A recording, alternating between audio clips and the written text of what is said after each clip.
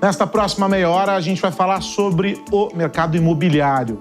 Vamos falar sobre o processo de digitalização, sobre tudo aquilo que mudou e vamos discutir o que está acontecendo na relação de toda a cadeia, né? A gente tem o vendedor, a gente tem o corretor, a gente tem o comprador, a gente tem o financeiro, tem um ecossistema gigantesco conectado para fazer esse setor funcionar. Tem mudanças importantes acontecendo e quase todas elas estão relacionadas à maneira como essa cadeia toda se conecta e isso acontece por meio da tecnologia. E a gente vai falar aqui no Sociedade Digital com uma das figuras de referência nisso, um cara que está há bastante tempo no mercado e que vem acompanhando essas transições, que é o Roberto Nascimento, cofundador do PipeMob. Roberto, obrigado por estar aqui, prazer recebê-lo. Obrigado, satisfação.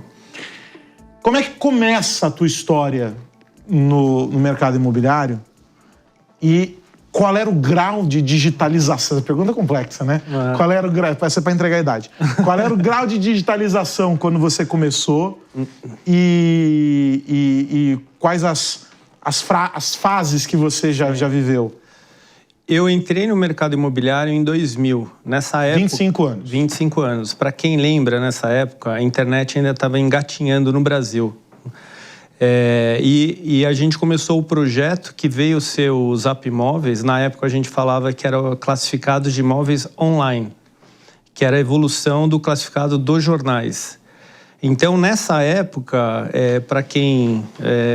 é mais meu contemporâneo, vai se lembrar que as conexões à internet ainda sua maioria era de escadas. Opa, o ápice de vocês era depois da meia-noite, quando ficava barato o pulso. Exato.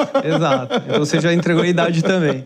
Então, na época, existia essa barreira, né, que estava começando a internet era de escada. Nessa época também estava começando as câmeras digitais. O iPhone, né, para quem lembra aí, só veio lá para 2005, 2006. Então, a dificuldade que a gente tinha para entrar nas imobiliárias na época era trazer os anúncios de imóveis. Porque na época as imobiliárias, quando elas queriam anunciar, elas tinham uma agência de publicidade. Elas compravam mídia num jornal. Compravam mídia e faziam aqueles anúncios ou de altura, né, que era de imagem, como até tem hoje ainda nos lançamentos imobiliários, aquele anúncio de linha. Né? Que era o classificado mesmo. Que eram classificados mesmo. E a ideia era trazer essas ofertas uma experiência melhor para o consumidor.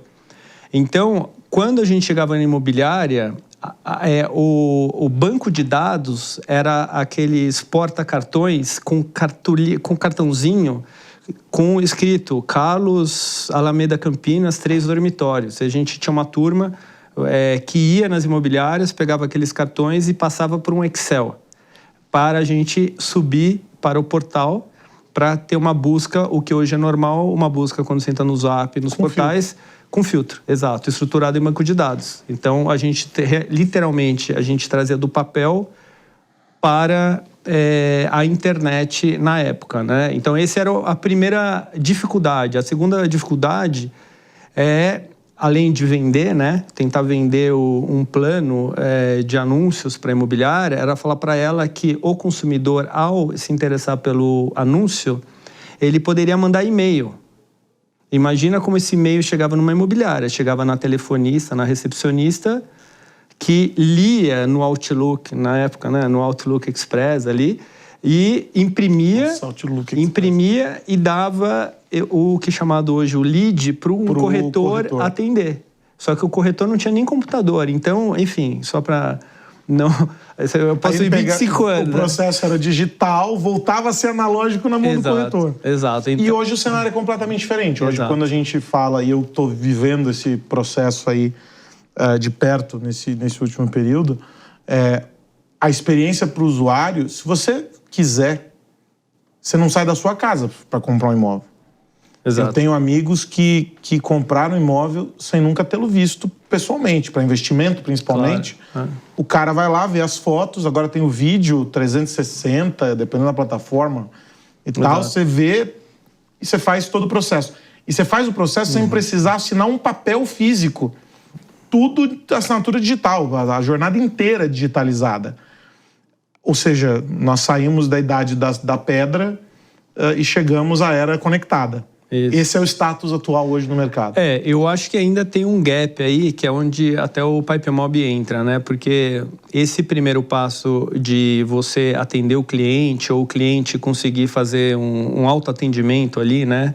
De ele conseguir ver as informações do imóvel, ver as fotos, ver o vídeo como você descreveu, isso eu acho que já está muito maduro, né? O que eu digo assim, o topo do funil, né? A questão de você divulgar, né, e atrair é muito bom. Agora, existe dois mundos no mercado imobiliário, né? O mercado primário, né, que é o mercado de lançamento, né, quando você compra imóvel novo, que você compra normalmente das incorporadoras, e o imóvel que você compra de pessoas físicas, né? Eu quero dizer assim, de um proprietário. Por exemplo, a gente está aqui no Jardins, que você vai comprar um imóvel que já foi de alguém. E para você comprar esse imóvel que já foi de alguém, você tem um processo burocrático muito grande, né? Seja de documentação, enfim. Então, esse processo, ele ainda não é digital, né? Existem as ferramentas, mas o processo ainda não é inteiramente digital. Esse espaço que você encontrou hoje no mercado, ele é uma intersecção entre as partes. Você continua como um hub, como era lá atrás quando você começou. Já não existe mais um olhar das imobiliárias, por exemplo, do corretor, de essas plataformas vão me substituir ou não. O fato de você conseguir unir as pontas com a tua empresa hoje mostra que a gente encontrou a paz, é isso? Ou ainda não? Eu separaria, assim, existe sempre, eu diria assim, existe um receio aí, falando um pouco de inteligência artificial, né?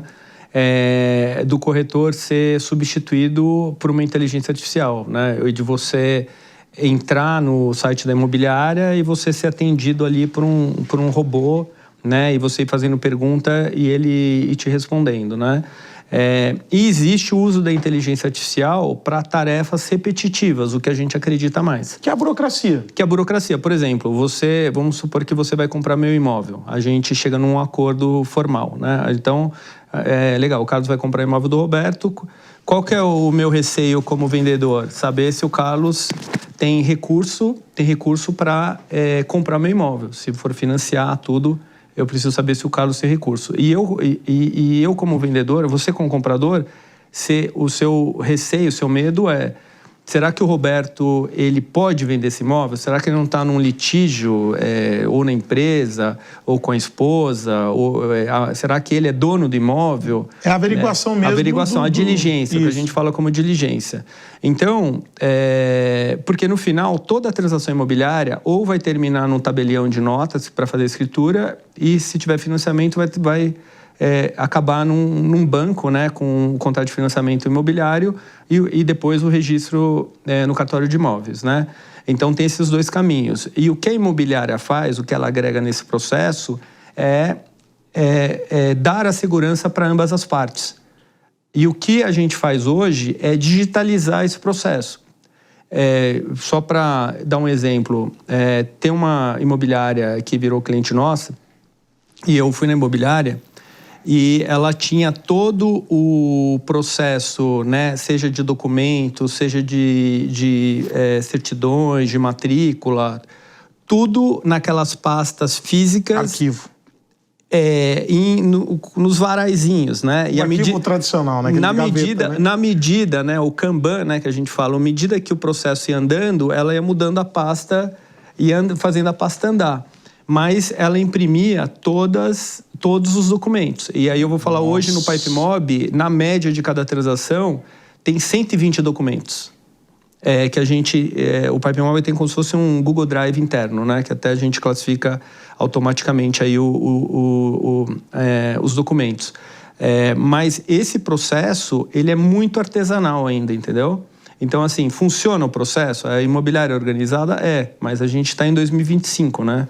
Não faz sentido hoje você imprimir um documento, né? Ou você ter que, alguém da sua equipe, ter que pegar, ler no CNH e digitar em algum lugar os dados que estão num documento, porque hoje já tem tecnologia para você interpretar, né, uma imagem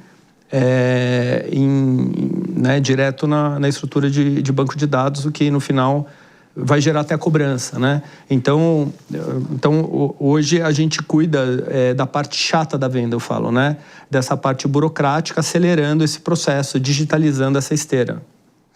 Eu sempre fico curioso quando eu recebo figuras como você, com o lado da relação humana a partir do momento em que você chega com a sua solução. Vendo a média assim, das nossas imobiliárias, imobiliária de bairro, né? Sim, sim. Elas cobrem ali uma região e tal. Esse exemplo que você dá, ele não é estranho à realidade da maior parte delas. Não, eu acho que essa é a regra. Né? Você chega no imobiliário, você tem algumas mesas ali, algumas delas sem o computador ainda. Sim. Né? O camarada fica ali, ele sabe qual é o imóvel, abre uma caixa com 78 mil chaves para fazer a visita. É isso aí. Não é? Aí ele vai e te recebe tal para ir no negócio. O quanto do seu trabalho hoje é fazer a educação digital dessas empresas? Eu diria que 100%. Na verdade, o desafio é isso. Sempre quando existe uma inovação, né, no final, o maior trabalho é você mostrar o valor e o ganho, né? Ou mostrar a perda de ineficiência, né? Ou você melhorar a eficiência, reduzindo a perda ou mitigando o erro, né? Porque, voltando ao exemplo da inteligência artificial, né? O que a inteligência artificial faz bem? Trabalhos repetitivos que são fáceis para o humano. Então, esse trabalho repetitivo, uma inteligência artificial faz melhor. Então, no exemplo de qualquer compra e venda de imóvel usado, na média, se você for solteiro e não tiver empresa, no mínimo eu vou tirar umas 20 certidões suas, no mínimo. E sabe como tira a certidão? Você tem que entrar em cada tribunal, digitar o seu nome inteiro, data de nascimento, o nome da mãe, CPF, e apertar um botão, esperar a certidão sair, aí você faz o download e você sobe para um lugar, de um PDF. A gente consegue tirar, 200 certidões em menos de 2 minutos. Entendeu? E interpretar o que está escrito lá. Hoje é uma pessoa que faz isso nas imobiliárias. Ou você pega uma matrícula e você interpreta, se ele tem que ler 10 páginas para ver se ela tem ônus ou não tem ônus. Ou eventualmente, você tem até, dependendo da idade do imóvel, o processo ainda é manuscrito, né? Ainda é a digitalização do manuscrito, não é? Eu acho que tem, mas eu ainda não peguei casos assim. Tem imóvel antigo que, cara, não existia digitalização. Mas a inteligência artificial, ela consegue fazer o OCR, né? A conversão disso em texto. Você tem um time de dev seu e tem um modelo de IA que vocês desenvolveram, ou você trabalha com base em modelos que estão aí no mercado? Não, a gente desenvolveu. E aí, por último, tem uma parte de banking, que eu acho que é um negócio que as pessoas demoram para entender, que é aquela coisa, se você já comprou imóvel, não sei se você já fez Pix de comissão para 10 pessoas, 8 corretores, né? Você é imobiliário, o corretor, o gerente. Então, a gente resolve isso possibilitando gerar um boleto e a gente fazendo a intermediação, o split da comissão. A analogia que eu faço, assim, a questão que eu falo, tem muita coisa que já existe e aí você não precisa reinventar a roda. Se você parar para pensar, o que o iFood faz? É exatamente isso. Você, antes do iFood, se você era dono de restaurante, você precisava contratar um entregador, você tinha que ter o telefone, você tinha que comprar imã de geladeira, você tinha que comprar o cardápio, distribuir, divulgar, né? E a pessoa, para fazer o pedido, você tinha que levar a maquininha, né? O entregador tinha que levar. E hoje ele resolve esse problema para quem é restaurante, além disso gerando a demanda. O que o Mercado Livre resolve? É a mesma coisa.